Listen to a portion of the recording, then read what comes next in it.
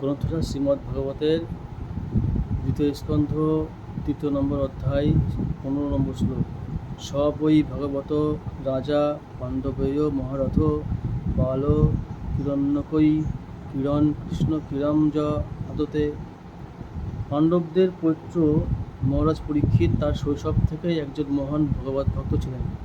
পুতুল নিয়ে খেলার ছলে তিনি পরিবারের শ্রী বিগ্রহের পূজার অনুকরণে ভগবান শ্রীকৃষ্ণের পূজা করতেন।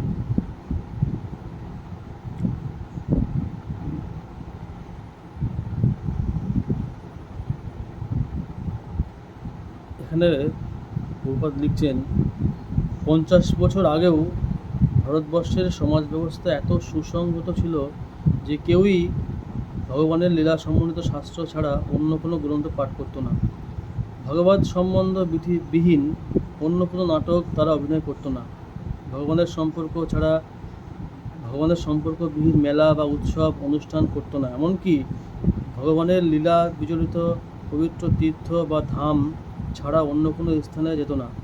তার ফলে গ্রামের সাধারণ মানুষও তার শৈশব থেকেই রামায়ণ, মহাভারত, গীতা এবং শ্রীমদ্ ভাগবত আলোচনা করত। কিন্তু কলিযুগের প্রভাবে তারা মানব সমাজকে শূকর এবং কুকুরের স্তরে অধিপতিত্ব করছে এবং পারমার্থিক তত্ত্বজ্ঞান সম্পর্কে সম্পূর্ণ উদাসীন হয়ে কেবল অন্ন বস্ত্রের সংস্থানের জন্য পরিশ্রম করছে। আর এটাই হচ্ছে যে শুধুমাত্র কী করে আর্থিক সঞ্চয় করবে, ঘর বাড়ি ডেভেলপমেন্ট করবে, শুধুমাত্র অন্ন বস্ত্রের সংস্থানের জন্য মানুষ সারা দিন রাত পরিশ্রম করছে। পারমার্থিক উন্নতির চেষ্টা কেউ করছে না। তাৎপর্যে প্রবাদ লিখছেন, শ্রীমদ্ ভগবদ্গীতায় বর্ণনা করা হয়েছে যে যোগভ্রষ্ট পুরুষ নিষ্ঠাবান ব্রাহ্মণের গৃহে অথবা সম্ভ্রান্ত ক্ষত্রিয় রাজা বা ধনী বণিকের গৃহে জন্মগ্রহণ করেন। কিন্তু মহারাজ পরীক্ষিত ছিলেন তার থেকে অধিক। বলছে যে যদি কেউ ভক্তিযোগ পন্থা অবলম্বন করেন এবং করতে করতে যদি কেউ ফেলিয়ার হয়ে যায়, কিন্তু যতটুকু সে করেছে তার ফল হিসেবে পরের জন্মে সে ধনী পরিবারে অথবা ব্রাহ্মণের গৃহে সম্ভ্রান্ত ক্ষত্রিয় রাজা পরিবারে জন্মগ্রহণ করেন। কিন্তু মহারাজ পরীক্ষিত ছিলেন তার থেকেও অধিক, কেননা তার পূর্বজন্ম থেকেই তিনি ছিলেন ভগবানের মহান ভক্ত এবং তাই তিনি কুরু বংশে জন্মগ্রহণ করেছিলেন, বিশেষ করে পাণ্ডবদের বংশে।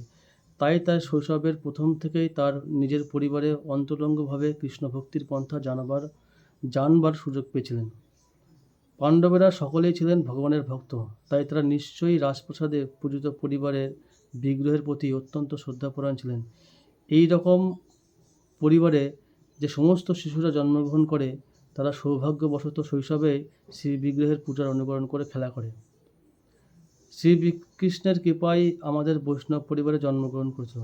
শ্রীকৃষ্ণের কৃপায় আমাদের বৈষ্ণব পরিবারে জন্মগ্রহণ করার সৌভাগ্য হয়েছিল এবং আমাদের শৈশবে আমরা আমাদের পিতৃদেবকে অনুকরণ করে ভগবান শ্রীকৃষ্ণের পূজা করতাম।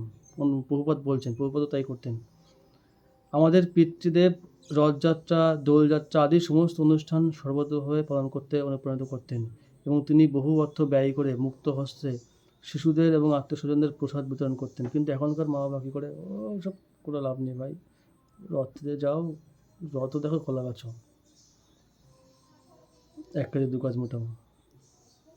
কোনো রকম পূজা অর্চনার উপর আগ্রহ প্রকাশ করে না এবং নিজেদের সন্তানদেরকেও অনুপ্রাণিত করে না। যদিও এটা করতে অনেক ভাগ্যের প্রয়োজন হয়, এত ভাগ্যবান মানুষ তো খুব কম দেখা যায়। আমাদের পরমারাধ্য গুরুদেবও বৈষ্ণব পরিবারে জন্মগ্রহণ করেছিলেন এবং তার মহান বৈষ্ণব পিতা ঠাকুর ভক্তিবিনোদের কাছ থেকে ভক্তি বিষয়ক সব রকম অনুপ্রেরণা পেয়েছিলেন। সমস্ত সৌভাগ্যবান বৈষ্ণব পরিবারে এটিই হচ্ছে ধারা। বিখ্যাত মীরাবাই ছিলেন গোবর্ধনকারী শ্রীকৃষ্ণের নিষ্ঠাবতী ভক্ত।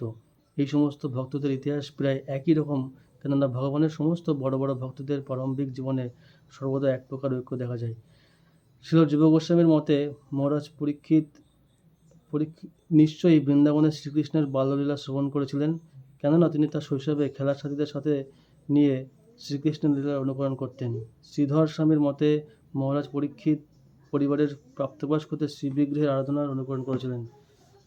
শিল বিশ্বনাথ চক্রবর্তীও জীব গোস্বামীর মতো সমর্থন করছেন। শিল বিশ্বনাথ চক্রবর্তীও জীব গোস্বামীর মত সমর্থন করেছেন। উভয় মতানুসারেই মহারাজ পরীক্ষিত তার শৈশব থেকেই ভগবান শ্রীকৃষ্ণের প্রতি স্বাভাবিকভাবে অনুরক্ত ছিলেন। তিনি উপরোক্ত দুটি ভাবের যেটিরই অনুকরণ করে থাকুক না কেন, সকলেই এক বাক্যে স্বীকার করেছেন যে তিনি তার শৈশব থেকেই গভীরভাবে ভগবানের প্রতি ভক্তিপরায়ণ ছিলেন, যা হচ্ছে মহাভাগবতের লক্ষণ। এখন মহাভাগবতের বলা হয় নিত্য সিদ্ধ বা জন্ম থেকেই মুক্ত আত্মা, কিন্তু অন্য অনেকে রয়েছেন যারা জন্ম থেকেই মুক্ত পুরুষ নন, কিন্তু সঙ্গ প্রভাবে ভগবত ভক্তির পথে অগ্রসর হন। তাদের বলা হয় সাধন সিদ্ধ। চরমে এই দুয়ের মধ্যে কোনো পার্থক্য নেই, কেবল শুদ্ধ ভগবত ভক্তের সঙ্গ প্রভাবে সকলেই সাধন সিদ্ধ হতে পারেন। তার একটি জ্বলন্ত দৃষ্টান্ত হচ্ছেন আমাদের আচার্য শ্রী নারদ মুনি। তার পূর্বজন্মে তিনি ছিলেন একজন দাসীর পুত্র, কিন্তু মহাভাগবতের সঙ্গ প্রভাবে তিনি ভগবত ভক্তে পরিণত হয়েছিলেন, যে দৃষ্টান্ত ভগবত ভক্তির ইতিহাসে বিরল।